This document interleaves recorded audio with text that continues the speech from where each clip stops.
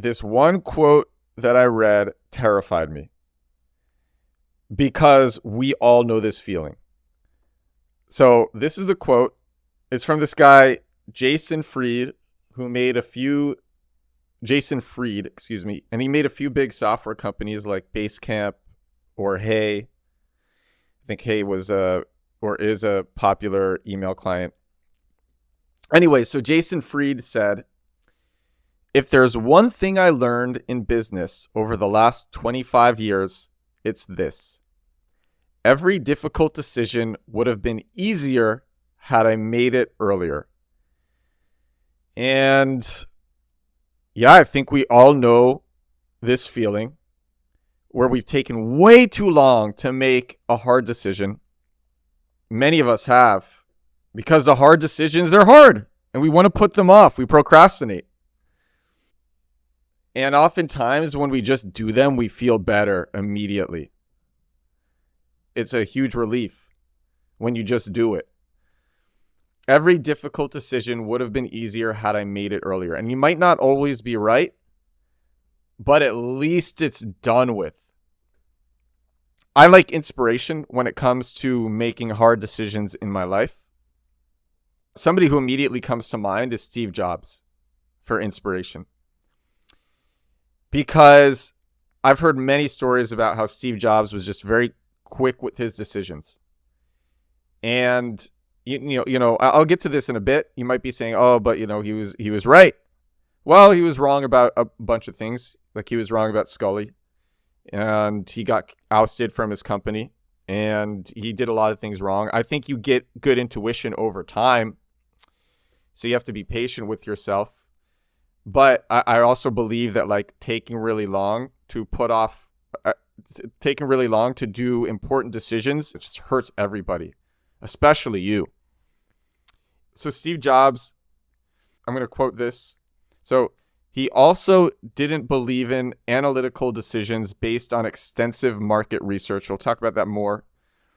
And this is from the New York Times obituary. Mr. Jobs, so this is like right after he died. This is from the New York Times. Mr. Jobs' own research and intuition, not focus groups, were his guide. When asked what market research went into the iPad, Mr. Jobs replied, none. It's not the consumer's job to know what they want. And the Harvard Business Review said this about Steve Jobs. Harvard Business Review said, Jobs relied on his gut as the primary guide to his decisions. And it was a golden one overall. He sometimes let others win arguments, but it was because he himself decided that their ideas were better. And I have a bunch of people that I know in my life, and these people are really successful, and they're just fast decision makers. And they're not always right. I've seen them be wrong. But they do it fast. And that's what's amazing. And I admire that. And every time I made a hard decision fast, I've been really proud of myself and really happy. And it's allowed me to do better things as a result. Here's a recent example from like what's going on in the tech world. So when ChatGPT started blowing up, I was really paying attention to this because I guess I'm like one of the best search engine optimizers in the world. I talk about SEO a lot on this show. My episode 2 days ago was about SEO. And I'm like, oh yeah, this is taking market share away from Google. Like Google needs to think of something. And it's not an easy decision because the nature of a tool like a generative AI chat, like ChatGPT, will cannibalize the core business of Google, which is the ads that show up when you search something. But here's what happened. So Google's founders got really, really, really involved. Larry and Sergey, they got really involved. And they basically spearheaded what became Bard. And they pushed investing into Bard to combat ChatGPT and Bing, which was using Bing from Microsoft, which was using GPT-4. And they know that like even with ads in Bard, it'll cannibalize their main ads business, but they know that the uncomfortable truth is that the market is moving this way, and so they just did it. They just did it. Like, don't wait. Oh, we gotta invest in this. We need to do this, and they did it, and now Bard is actually like a worthwhile competitor in a lot of ways to ChatGPT. And I'm sure as the market moves further towards, it is a bit premature to like replace the 10 blue links with Bard. But as the market moves forward to generative AI chats, I'm sure they will do that at some point. It's an uncomfortable truth, and it's something that has to be faced, and they face it. And I like that. I think a lot of people admired them for that. It's just making those hard decisions, doing them decisively, doing them fast. It might be wrong, but you're going to go with your gut because it needs to be done fast, and then you're just going to move. You're going to move forward. Sam Altman, the co-founder of OpenAI, this guy was president of Y Combinator, the top accelerator for startups. Sam Altman said, this was in 2015, and he said the best founders are always responsive. And then he goes, I used to wonder why. It indicates decisiveness, focus, intensity, and ability to get stuff done. But decisiveness was number one. It indicates decisiveness, being responsive. And I think that's true. I think the best founders are very decisive. My friends who I mentioned before who are very decisive, they are great founders. And then Sam Altman, he goes on and he adds, basically, it's an early predictor for the founder qualities that matter most. And Y Combinator, they famously bet on the jockey, not the horse. They bet on the founders. And we do all sorts of things to procrastinate. This is coming from personal experience.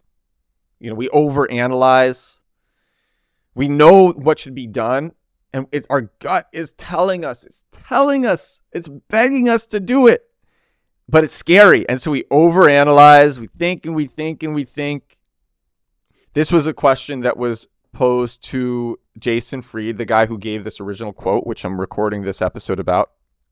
By the way, this is episode number 14 of The Edward Show. Welcome. So this guy responds to Jason Fried, and he says, but would it have been a better decision if you took longer? Conventional wisdom says the later you're able to make a decision, the better, because you'll have more information. And Jason Fried responds, you may have more information, yes, but it's often unnecessary information. You already know what you should do. More time doesn't mean more clarity. It just means more. And that's so true. We've all felt this. I remember in 2017, I put off, I knew I had to leave this job that I was at because I had stopped learning, and it had stopped just feeling beneficial. But I put it off for I think a few weeks, and I would pace around the block of my office trying to work up the courage to quit. And then I finally did it. And then 6 months later, we made the first play to earn game in crypto and made $500,000 in the first 2 days of launch. Another thing that we do to procrastinate is we wait for the perfect moment. We tell people that we're going to do something instead of doing it. I've seen this happen so many times. People are like, I have this idea. I'm going to create a startup. And then they don't, but they felt good just telling people that they were going to do it. And then this is literally people just worry about what other people will think as a method to procrastination. And sometimes I've done that. I make videos every day. Maybe one day I don't know what video I'm going to make, but I need to be consistent. I promise myself to make at least one video every day. And instead of just doing it, I'll procrastinate, and the video doesn't end up good. And I should have just found something that inspired me, made something as fast as I could, and just not looked back. I really believe that. Some of my biggest successes in terms of viral videos as of recent, I made pretty much without thinking about them. My gut made them. I would say my gut made them. I think a lot of the best things in media and entertainment, it's just energy transference. That comes with the gut. That comes with being decisive. just doing it. That's why people love Nike's slogan so much. All of us, we know there are things in our life that we want to do. And this brand tells us you can do it. Just do it. I want to go back to Sam Altman. I think a lot of the best founders, they make these quick decisions. And they're wrong a bunch of the times, but over time, they improve in their decision-making skills, and eventually they become right with the biggest decisions. Not all decisions are equal. That's something else that's really important. A really big decision can be way more important than 10 smaller ones. The trees do not equal the forests. The little decisions do not equal the big decision. And it's most important to be right with the biggest decisions. A lot of these really big decisions, our gut will tell us what to do. If you take a lot of action, over time, you will get a lot better at making these hard decisions. Not just better at making them, but more often than not, they will be right. The biggest ones will be right. And that's where all the upside is. So I believe in you. That's it for episode number 14 of The Edward Show. I'll talk to you tomorrow. Bye.